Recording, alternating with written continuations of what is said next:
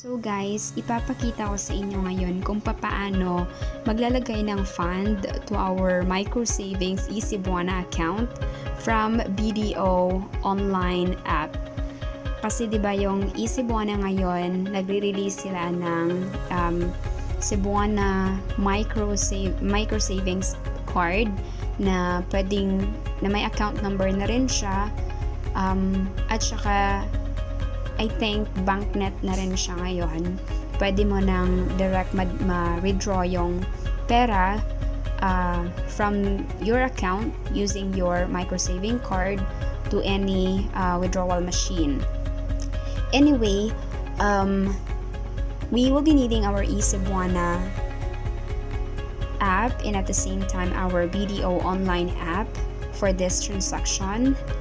And I find it very helpful and very convenient to our part, because especially for those who works at home like me, kasi tinatamad na rin akong lumabas, maglakad, or pupunta ng Cebuana or Palawan ba para magpadala ng pera. Why not just stay at home once you receive your salary? Then if meron kang family na kailangan mong papadalhan ng pera, then transfer mo lang yung fund mo from your BDO online app, transfer mo sa micro savings Cebuana account mo.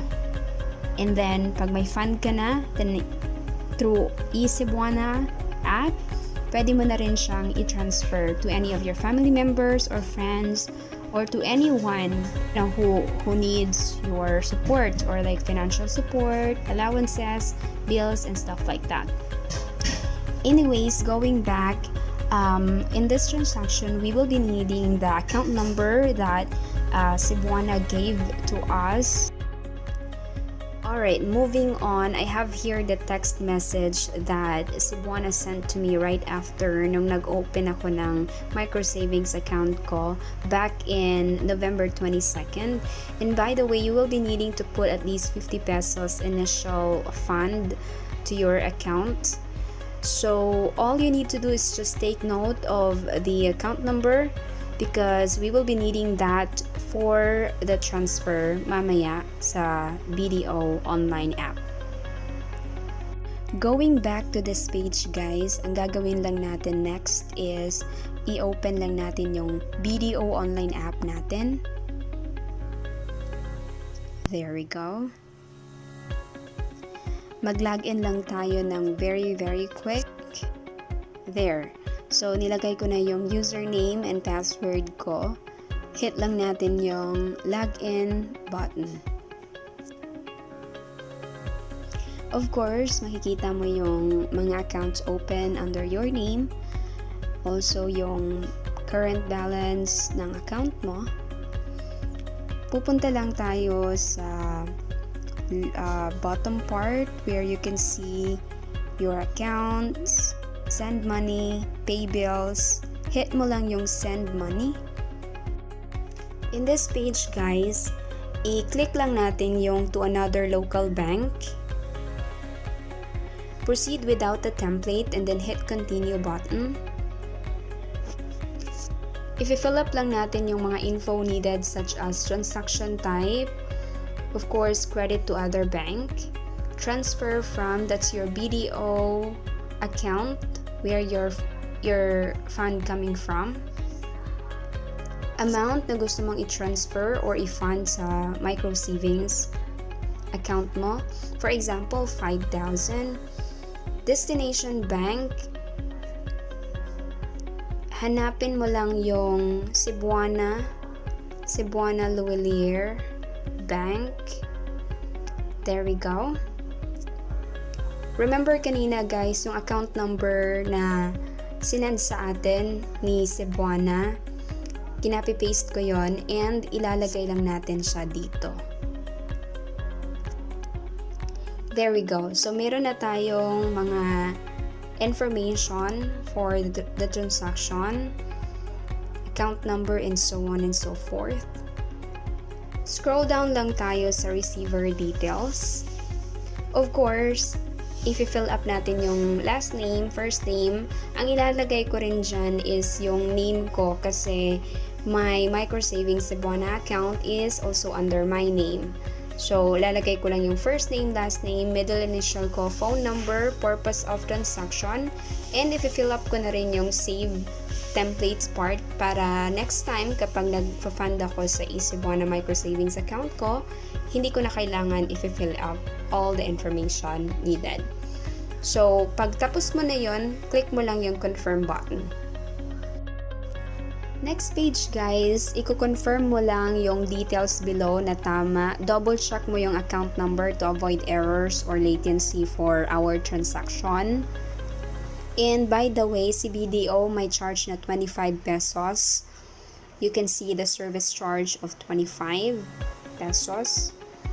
And not bad kasi pag pupunta ka pa ng Cebuana, mag-i-exert ka pa ng effort or worse, malayo pa sa bahay nyo, so magbabayad ka pa for transpo. So why not just stay at home and process the transaction on your phone.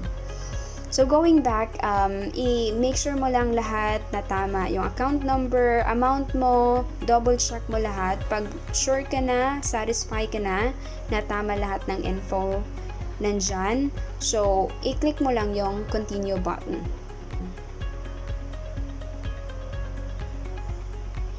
There we go. So, meron na tayong transaction from our BDO account. So, meron na tayong reference number that the money has been sent successfully. So, ayan na siya. After this one, babalik lang tayo sa Cebuana app natin kasi ipaprocess na natin yung transfer. Going back to this page guys, this time i-open naman natin si eCebuana online app para ma-process na natin yung money transfer. Mag-login lang tayo sa eCebuana account natin.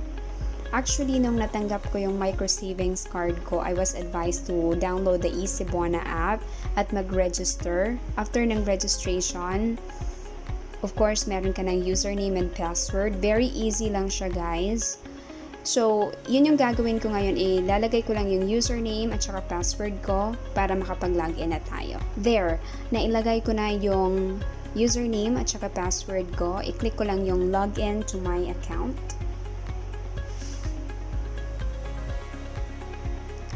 Okay, so mag-a-ask siya guys ng 5-digit PIN code. Ito yung PIN code na isa-set up mo during the registration. So, ilalagay ko lang yung 5-digit PIN code ko. So guys, I have here my eCebuana microsavings account. Makikita natin yung account balance ko, yung mga previous transactions ko. Of course, yung 5,000, yan yung galing sa BDO na tinransfer ko sa microsavings account ko kanina. Yung 21 pesos, yan yung previous balance ko before nung nag-money transfer ako. So, let's go ahead and start the money transfer, guys. Hit lang natin yung send money button. And then, this time, meron tayong options na send money to other banks. Meron ding send money to other Cebuana bank account. And of course, cash pickup to any Cebuana Luwilier pawn shop. Last one but not the least, the scan QR method, which I haven't tried that one yet. But this time, we will do the cash pickup. Hit lang natin yung next button. And then, start transfer. This part, we will just need to put the first name and the last name of our receiver. And of course, the amount that you intend to send. So I will just go ahead and fill up the first name and the last name of my receiver. So there, I am done filling up the necessary information, guys. Nilagay ko na rin yung amount that I intend to send to my receiver. Actually, I was supposed to send 5,000 pesos to my receiver for this transaction. However, I forgot to remind myself na meron palang 100 pesos na transfer fee. You can see that at the bottom part, the convenience fee for this transaction is 100 pesos. Actually guys, meron lang akong i-share sa inyo what I have noticed ha. Kasi dati nag-try na rin ako na mag-transfer through BDO app. Like, you don't need the eCebuana. Meron kasing option doon sa BDO app mo na cash pick up to any Cebuana pawn shop. Pero yung cost nun is 150 for the range of 4,500 to 5,000. So, parang 50 pesos higher. Pero, pwede ka rin pumunta doon sa Cebuana pawn shop branch. Pero yung cost doon for the range of 4,500 to 5,000, I think nasa 130 and above. So, this one is a lot cheaper. Maraming mga benefits, savings, perks. Like, sobrang ganda niya guys. You should try it. Paki-double check na lang yung spelling ng first and last name ng receiver mo. Double check mo na rin yung amount. Make sure tama lahat. And then, hit lang natin yung send money button. Ayan, so, yung Cebuana magsisend sila ng one-time PIN to your registered mobile number. O, ayan, meron na silang sinend sa akin. So, hit ko lang yung next. So, ilalagay ko lang dito yung one-time 6-digit code na sinend nila sa akin. Ayan, nakita nyo yung kanina, may sinend sila sa akin na 6-digit code. Ilalagay ko lang yun dito.